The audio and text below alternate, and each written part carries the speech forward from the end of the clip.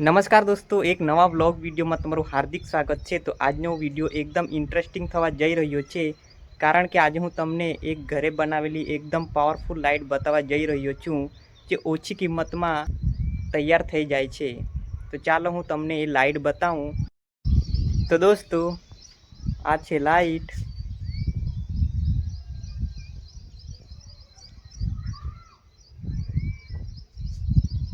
તમને હું આખો ઓવરઓલ વ્યૂ બતાવું આ લાઇટનો।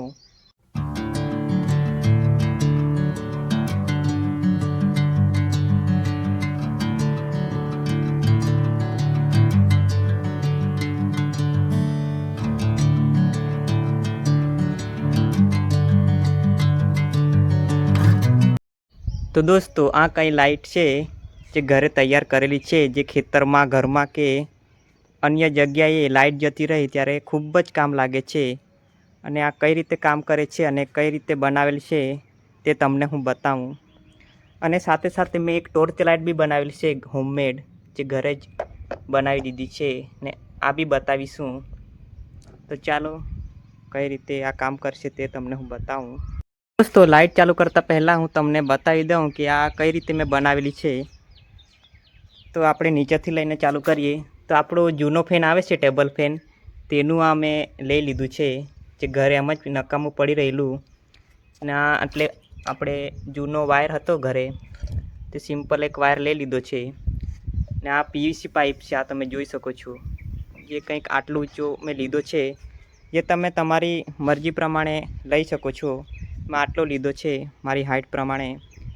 ને આ છે તેલનું પેલું બોટલ આવે છે, તેનું નીચેનું તેલનું લઈ લીધું છે, આ કાપીને, આ તમે જોઈ શકો છો। ને પાઇપને આટલેથી હોલ પાડીને આટલે સુધી લઈ લીધું છે, અને પાછળ આટલે 2 હોલ પાડીને આટલે થોડુંક બાંધી દીધું છે તાર કરીને।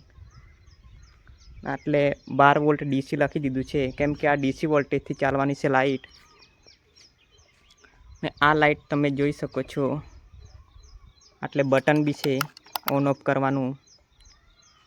તો આવું કંઈક રીતે ઘરની જ વસ્તુનો ઉપયોગ કર્યો છે મોટો ભાગે।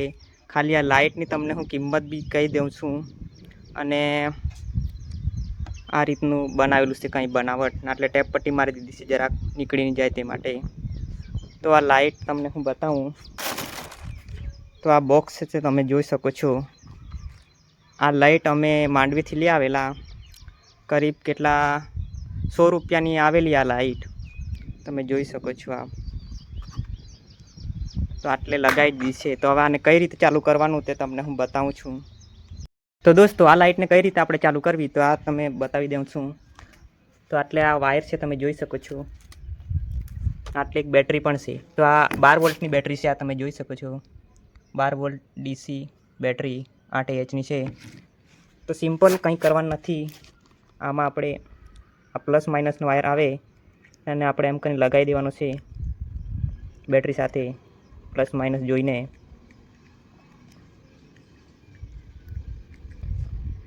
બસ, તો આ રીતની આટલે લાઇટ ચાલુ થઈ જશે। હમણાં પ્રકાશ આવે છે, તેથી કરીને લાઇટ પણ તમને થોડીક ડીમ દેખાતી હશે।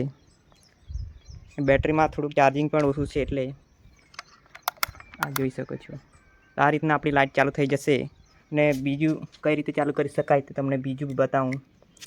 તો આ 12 વોલ્ટનું ચાર્જર આવે છે, પંપનું, સ્પ્રે પંપનું। તો આટલે બી આ પ્લસ માઇનસ કરીને આપણે લગાવી દેવાનું એમ કરીને, ને આ ડાયરેક્ટ આપણે પ્લગમાં ગોપી દેવાનું, 12 વોલ્ટ ડીસી સપ્લાય મળશે। તો આ તે રીતે પણ ચાલે છે આ લાઇટ। એક બીજો ઓપ્શન છે, જો આપણા પર આવું વસ્તુ ન હોય તો ઘરે તો આવું સ્પ્રે પંપ તો હશે જ, જોઈ શકો છો। તો સિમ્પલ આવું એક સોકેટ લઈ લેવાનું, આવું, તેને પ્લસ માઇનસ કરીને આટલે જોડી દેવાનું। ધ્યાન રાખવાનું કે આ 2 છેડા સાથે નહીં જોડાય, ટેપ પટ્ટી મારી દેવાની, અને ડાયરેક્ટ આટલે પંપને ચાર્જિંગ કરે ત્યાં આપણે લગાવી દેવાનું રહેશે એમ, આ રીતે।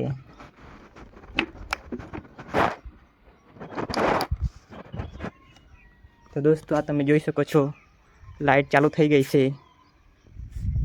તો આઉટડોર આપણે આ ચેક કર્યું છે તે બી દિવસના. તો તમને હું રાતના કેવું દેખાય છે તે તમને હું બતાવી દઉં છું.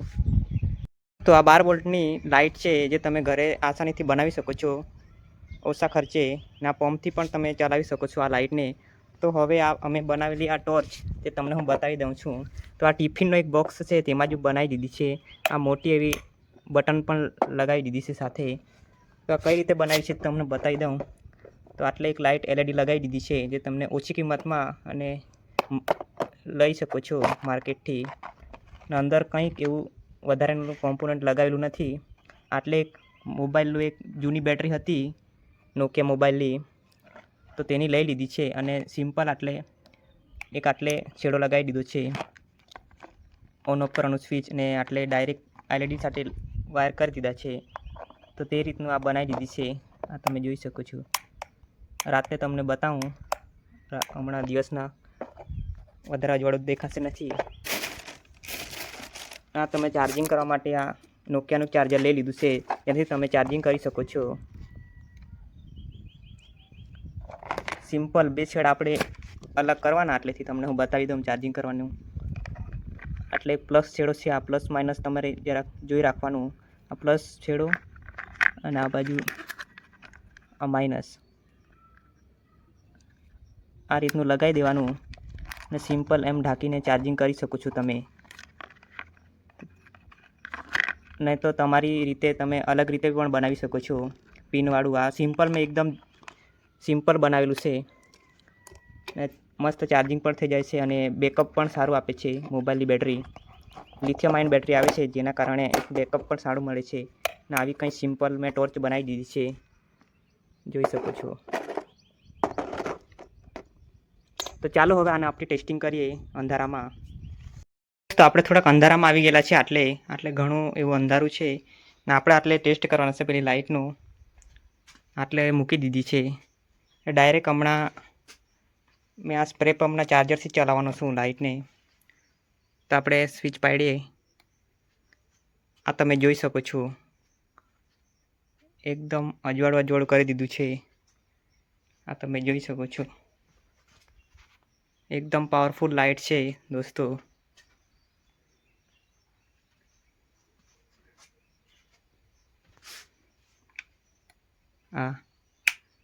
આ રીતના તમે યુઝમાં લઈ શકો છો. બેટરીથી બી ચલાવી શકો છો.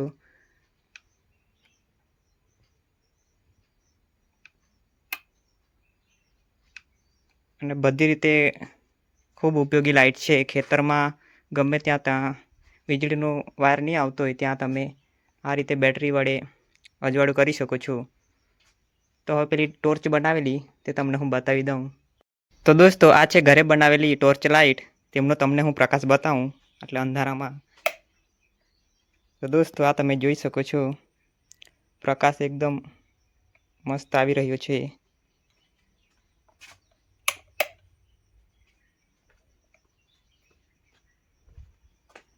આનો અજવાળું બી એકદમ સારું છે, તમે જોઈ શકો છો. તો આવી રીતે તમે સસ્તી અને મસ્ત એવી લાઇટ બનાવી શકો છો ઘરે. ને આવી લાઇટ તમે બજારમાં લેવા જશો, આવી લાઇટ અને આવી ટોર્ચ લાઇટ તમને ઘણી મોંઘી મળતી હોય છે.